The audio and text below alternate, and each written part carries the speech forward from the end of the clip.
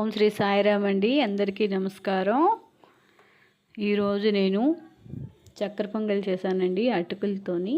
ఎప్పుడు మనం బియ్యంతో చేసుకుంటాం కదండి, అలా కాకుండా ఈసారి ఇలా వెరైటీగా అటుకులతో చేసి చక్కెర పొంగలి స్వామివారికి నైవేద్యం పెట్టానండి. చాలా బాగా వచ్చింది రెసిపీ. మీకు కూడా షేర్ చేసుకుంటాను. మీకు నచ్చినట్లయితే మీరు కూడా ఇంట్లో సులభంగా తయారు చేసుకోండి.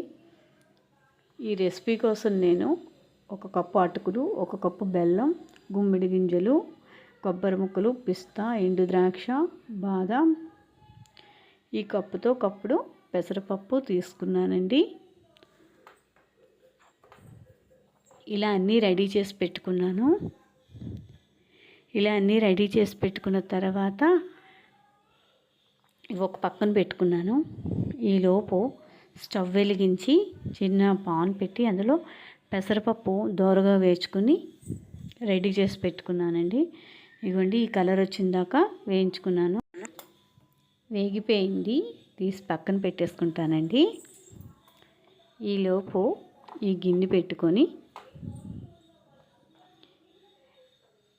స్వామివారి నైవేద్యం కోసమని మడిగా వండుకోవాలి కదండి, అందుకే ఇత్తడి గిన్నెలో చేశానండి ప్రసాదం. చక్కెర పొంగల్ ఇత్తడి గిన్నెలో చేస్తే భలే టేస్ట్ వస్తుందండి. ఇదిగోండి, ఈ 1/2 గ్లాస్ నీళ్ళు సరిపోతాయండి పెసరపప్పు ఉడకటానికి. ఎందుకంటే ఆల్రెడీ వేగిపోయింది కదండి, ఉడకడానికి పెద్ద సమయం పట్టదు. 1/2 గ్లాస్ వాటర్ అయితే సరిపోతుంది. ఈ వేగిన పెసరపప్పు వేసేస్తాను ఇందులో.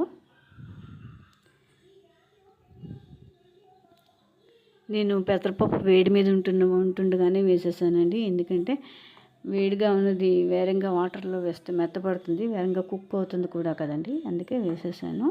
అలా వేసేసుకోవచ్చు, వేరంగా ఉడికిపోతుంది అంతేను, ఇంకేం లేదు. ఇది ఉడికేలోపు పక్కన తీసి పెట్టుకుందామండి దీన్ని. ఇది పక్క స్టవ్ మీదకి ట్రాన్స్ఫర్ చేసేస్తాను.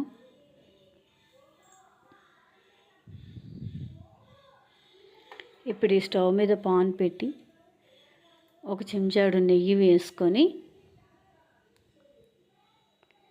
ముందుగా రెడీ చేసి పెట్టుకున్న ఈ డ్రై నట్స్ మరియు కొబ్బరి ముక్కలు వేయించేసుకుంటానండి. ఇప్పుడు ఒకటి పిస్తా, ఎండు ద్రాక్ష, బాదం, గుమ్మిడి గింజలు వేసానండి. వేసి బాగా వేగిపోయాక అప్పుడు కొబ్బరి ముక్కలు వేపుకుంటానండి. ఇవి వేగిపోయింది, తీసేస్తాను. ఇవన్నీ తీసేసాక అదే పాన్లో మళ్ళీ కొబ్బరి ముక్కలు వేసేస్తానండి. కొబ్బరి ముక్కలు పెద్దగా వేగక్కర్లేదు, అందుకే వాటితో పాటు వేయలేదండి, వేరే వేయించాను.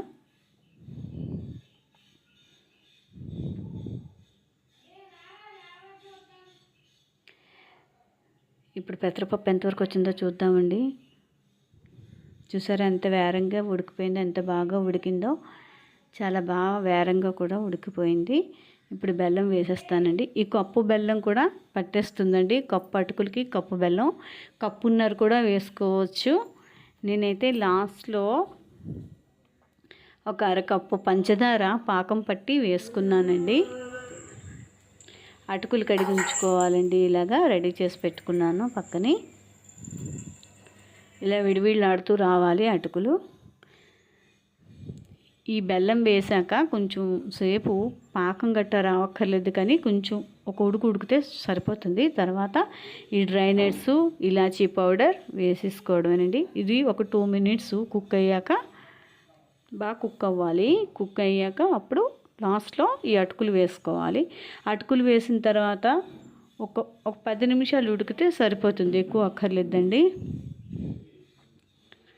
ఆ కప్పుతో 4 కప్పులు అటుకులు అయ్యాయండి. ఈ 4 కప్పుల అటుకులతో పాటు నేను వేసిన సామాగ్రి అంతా కూడాను ఈ గిన్నెతో అలాగా సరిపోయిందండి. ఫైనల్లీ ఇగోండి, ఇలా తయారైంది రెసిపీ. ఇప్పుడు బియ్యంతోనే కాకుండా ఇలా అటుకులతో కూడా తయారు చేసుకోండి, వెరైటీగా బాగుంటుంది. రెసిపీ అయితే చాలా బాగా వచ్చింది. ఇగో చూడండి,